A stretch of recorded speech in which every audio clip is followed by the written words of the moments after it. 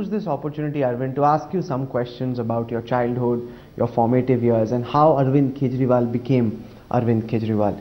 And let's start at the very beginning. We're told that your initial name was Krishna. How did Krishna become Arvind? No, I was the day I was born, it was a Janmashtami day, 16th August 1968.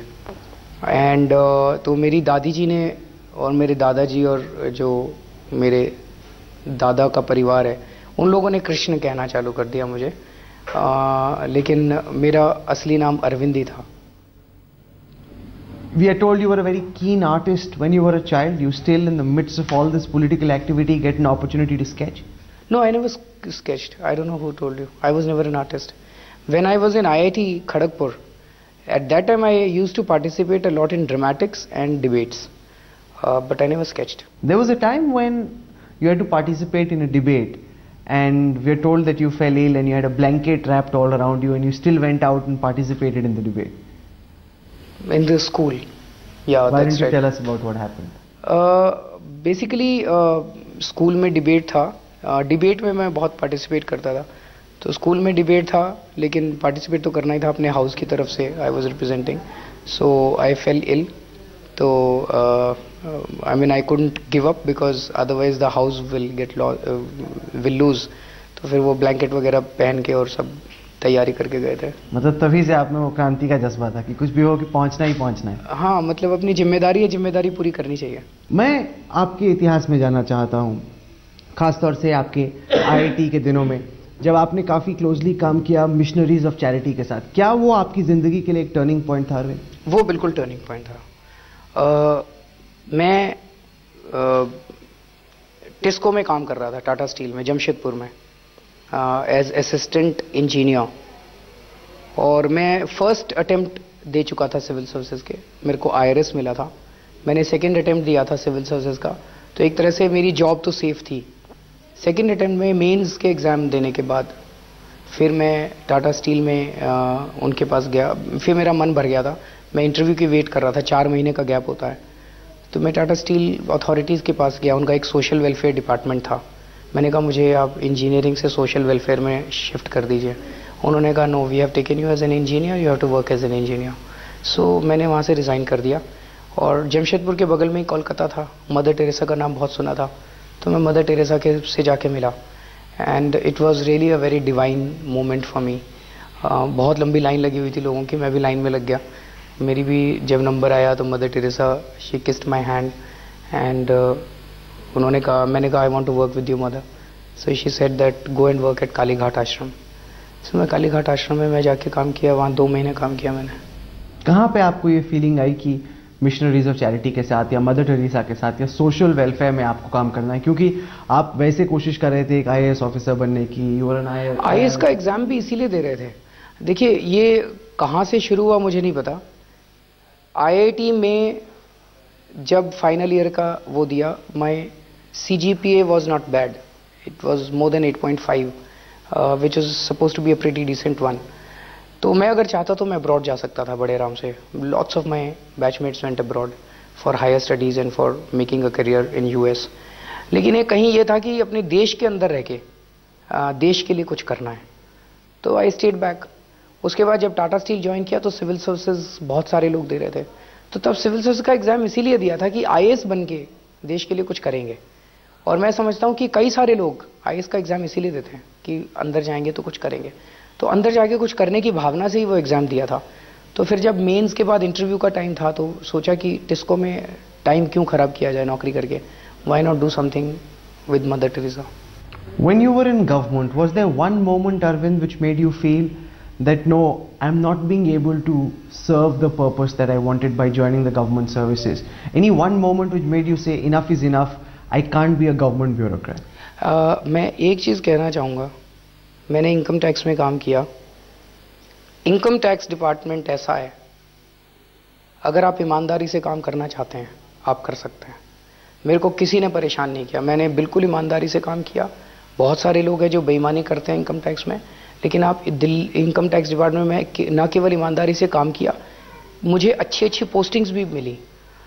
So income tax department से मेरी कोई गिला शिकवा नहीं है and I really enjoyed my tenure working in income tax department. लेकिन जब आप डिपार्टमेंट में काम कर रहे थे तो आपको लग रहा था कि दायरा बहुत छोटा है, you can do only this much while working in income tax. आप अपने सर्कल में आपके पास 200-250 केसेस हैं, उन्हीं केसेस में आप कुछ थोड़ा बहुत कर सकते हो, विच इज़ नथिंग। सो अगर corruption was something that I use to feel very strongly against, तो ये हुआ कि कुछ करना चाहिए। तो कुछ दोस्तों ने मिलकर फिर परिवर्तन नाम की एक NGO बनाई और 1 साल तक मैं while in the job I kept on working in परिवर्तन बिहाइंड द सीन्स, और फिर मैंने लंबी छुट्टी ले ली, then I took a leave. आपने जिन लोगों के साथ अपने NGO करियर की शुरुआत की, अरुणा रॉय हुए, बाकी लोग भी जो आपके साथ आगे चल के जुड़े, किरण बेदी, अन्ना हजारे, वो सब आपसे अलग हो गए। ऐसा क्यों है कि आप आगे निकलते गए और बाकी लोग आपसे अलग होते गए? नहीं, कई लोग साथ में हैं। मनीष सिसोदिया पहले दिन से साथ है, बहुत इंटरेस्टिंग है।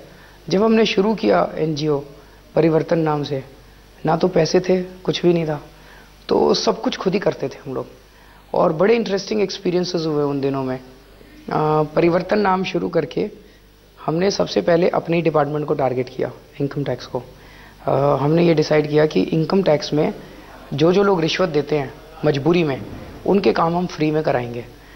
तो मैंने अपने भाई से 50,000 रुपये की डोनेशन ली। वो IBM में काम करता है, बड़ा बहुत पैसे वाला आदमी है, तो उसे 50,000 रुपये की डोनेशन ली। 50,000 रुपये मैंने अपने मामा जी से डोनेशन ली, 1 लाख रुपए के।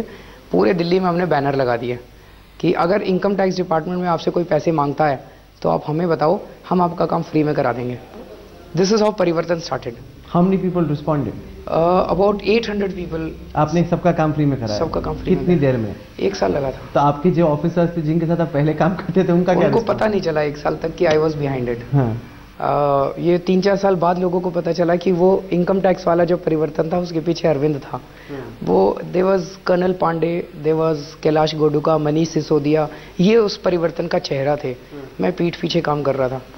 तो उन दिनों के बड़े अच्छे इंटरेस्टिंग एक्सपीरियंसेस थे। एक वेबसाइट बनानी थी, वेबसाइट बनवाने के पैसे ही नहीं थे हमारे पास, तो मैं इंजीनियर हूँ तो थोड़ा बहुत आता था, तो एक प्रोग्रामिंग की किताब लाके खुद ही पढ़ा, खुद ही वेबसाइट बनाई परिवर्तन की। उस परिवर्तन की वेबसाइट बनाने पे हमने लिखा do you want to volunteer, तो सबसे पहला वॉलंटियर का रजिस्ट्रेशन जिसने किया था that was Manish Sisodia. That's how I met Manish Sisodia. तो जब वेबसाइट बनाई और पहला किसी ने रजिस्टर किया तो हमारे लिए बड़ी बात थी कि किसी ने वॉलंटियर के लिए रजिस्टर किया। तो हम सारी मिल के मनीष सिसोदिया के घर गए उसको इनवाइट करने के लिए एज अ वॉलंटियर कि आप हमारे वॉलंटियर हैं। उसी तरह से बड़ा इंटरेस्टिंग हुआ कि हमारे पास थोड़े से पैसे थे, 1 लाख रुपए थे और बैनर खूब थे बना करने थे।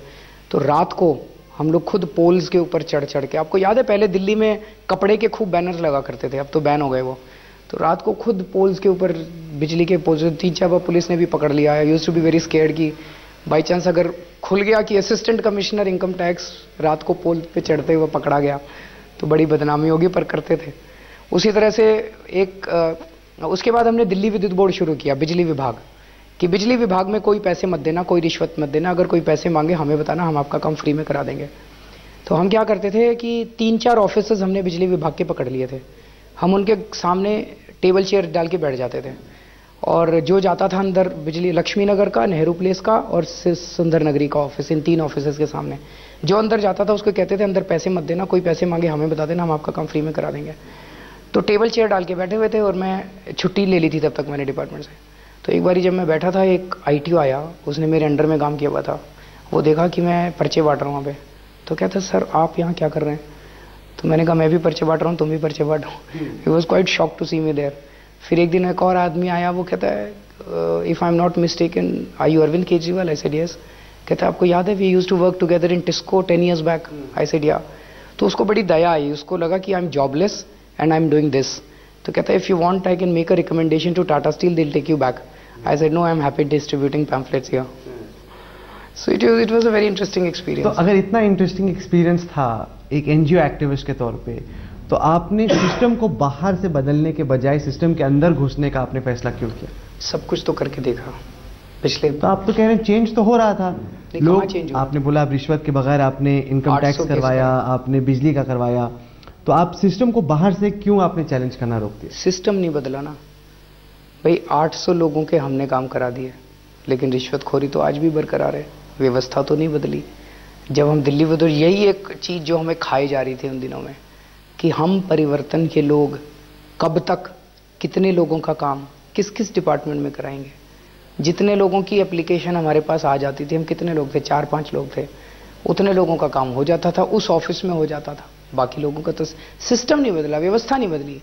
फिर जब आरटीआई आया तो आरटीआई से एक उम्मीद बनी, आरटीआई में लग गए हम लोग।